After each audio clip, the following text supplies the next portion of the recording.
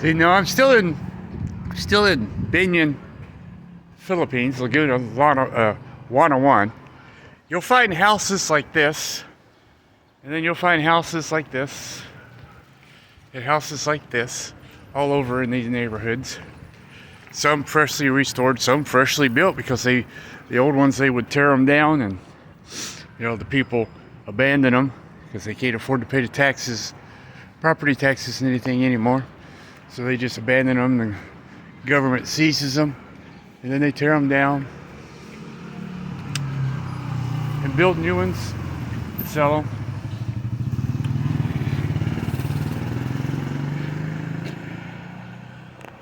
Tropical weather here year round. I love it. Let's see, eventually I'm going to buy a house, but I'm not going to buy a one-level house. I want a house that has 2 levels, 2 stories, as we say in America, and a terrace that I can sit out on in the evening. You see, like, look at this place right here. 3 levels, okay? And those little sorry stores, the little mom and pop shops, as we call them in America. Right here, this is a church, Bible Christian church. Look at this, 3 levels, big old terrace on the very top. There, another 3-level house. The house is back up behind here. But there's, right here in Wana, there's 1, 2, 3, 4, at least 6 of those little mom and pop shops that I know of, the Sari, S-A-R-I shops. There's at least 6 that I know of. And 2 restaurants. One is called Roots and the other one is called Bites and Pieces. Both of which I've eaten at, and both I highly recommend.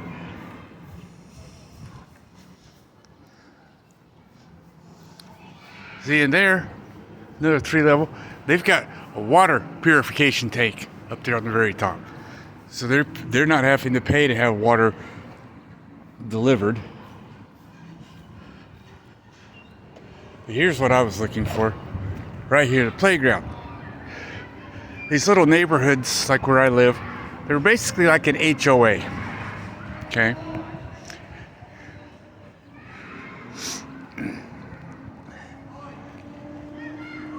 They're gated, 2 entrances. You've got security guards working around the clock at the gates. And late at night, they drive around to make sure no one's breaking into anybody's houses. See, motorbikes everywhere.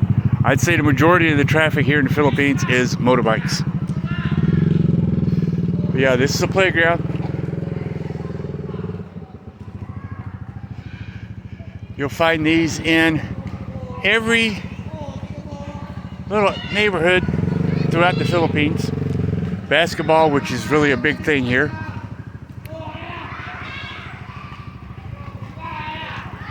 And this is just like a game of keep away. They got slings, they got teeter-totters, or as we call them in Tennessee, seesaws. You know.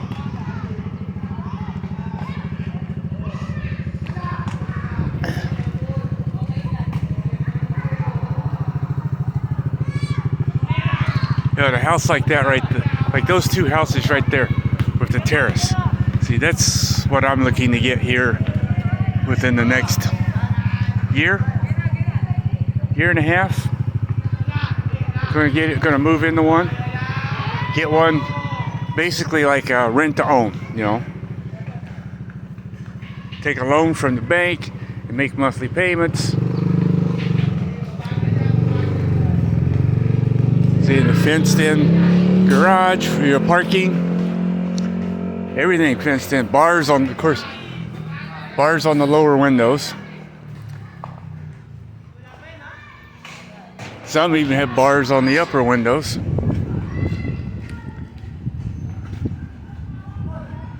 But yeah, you'll find them out here till late at night,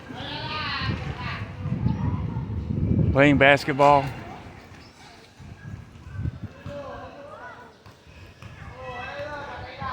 See, really nice houses. Really nice, beautiful houses here. And of course, there are, a lot that are, need to be fixed up.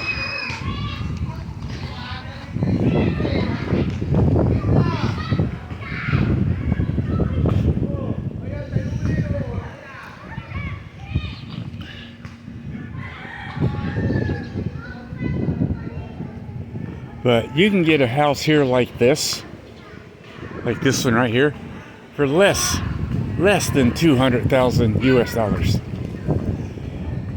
Usually between 125 to 150 for something like this. Depending on where you buy it. If you're in Manila, Cebu, Angeles City, no, you're paying over 200,000 US dollars. You go to Calamba, San Pedro, Santa Rosa, Benyon, Southwood City, like in the area where I live, you can get them cheap.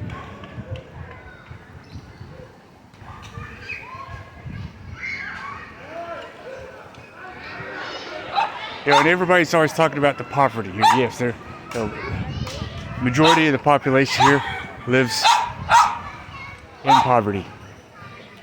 But you know what? Majority of them also have their own house. When you get out to the provinces, which is what we call the country, they own their own houses. Here, the houses, they've been in the family for a long time. And of course, chickens and roosters everywhere. My neighbor has 3 roosters that keep me awake. Like 3 o'clock in the morning, they start crowing because the street lights are on and they're confused and they think it's daytime, or they think the sun's coming up. I mean, look at this place. Zoe is in Adelina, visiting family there. Little girl asking about where my stepdaughter is. Look, there's another one of those little stores you go and buy something from. But, yeah.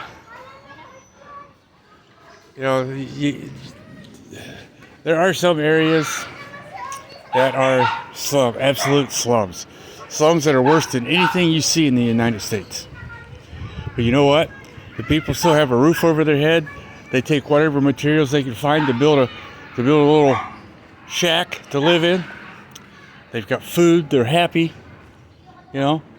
Because they have faith. Very religious people here in the Philippines. Christianity, because of the influence of the Spaniards, who settled here first, basically taking over, controlling the country. But yeah.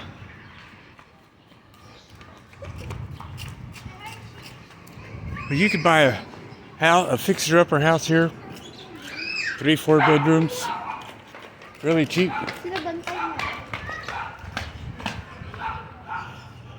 Fix it up really cheap, and then have a nice house. Some paint, do some roofing.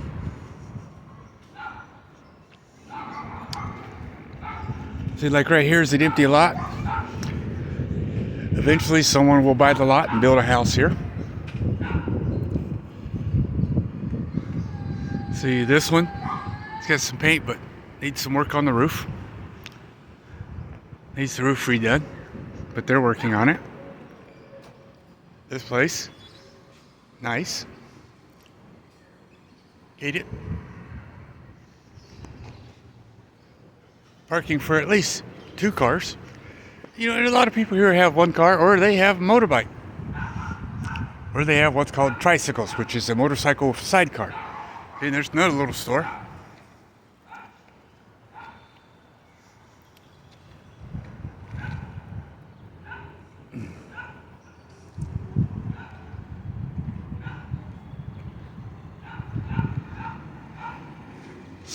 But the people are friendly. Although if you're a foreigner, you have to break the ice with them first, say hi. And then they'll respond in kind, and They'll ask you to sit down, ask you to share a drink with them. Hello. This woman, she walks around selling dried fish. Right here's a place, Gcash, where you can put money in to send to someone, or someone sends you money and you take it out. Another one of those little stores. See, at a terrace. Here's gate number 2. It's only open for a certain amount of time during the day. But there's the mall. You know, and the mall's within walking distance of where I live. So is the hospital. So is 7-Eleven. But you'll see motorbikes everywhere. The traffic here looks very chaotic. But if you sit and watch it for a while, you realize it's kind of like a dance, you know? The motorbikes weaving in and out of the traffic, passing cars and e-bikes like this, you know, on the left and on the right at the same time on a 2-lane road. These motorbikes turned it into 4 lanes.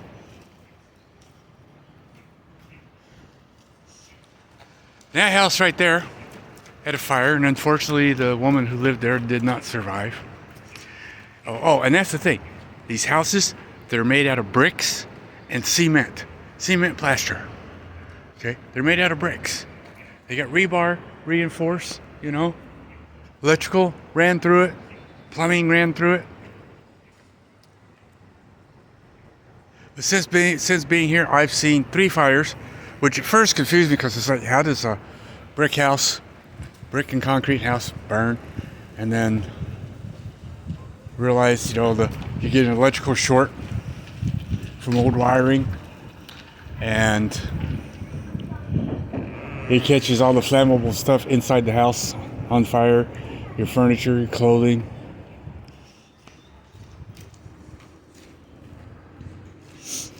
See, and that right there, that's called a tricycle here.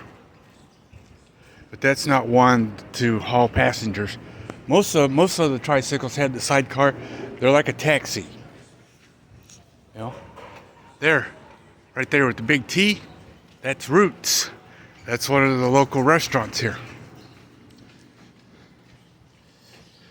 I have, in my video shorts, I have a video of this place. Food's good. Here's a place, they're remodeling it, rent it out as a business.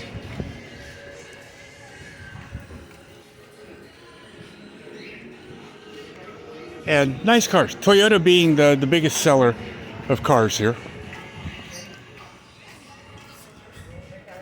Like I said, you have the houses that look really, really nice. Like this one. And then you'll have a house that needs a paint job. Like this one. Paint job and a roof. Getting the roof redone.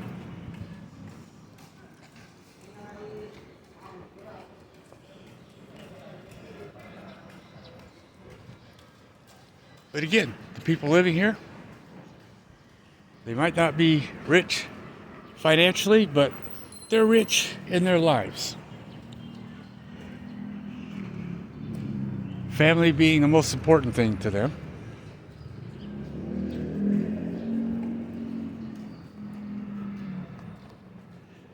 Cats and dogs wandering the street. And it amazed me when I first moved here that the dogs weren't attacking the cats. But they ignore each other for the most part. You might occasionally get a dog that that doesn't roam the streets, doesn't live outside, but lives inside the house, that will come out and bark and chase a cat, but I've only seen that happen once.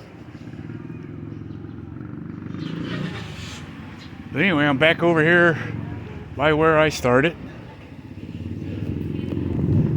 showing you around the neighborhood.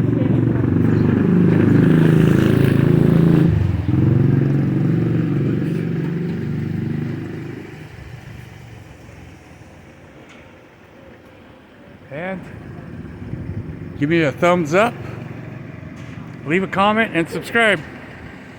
Thank you.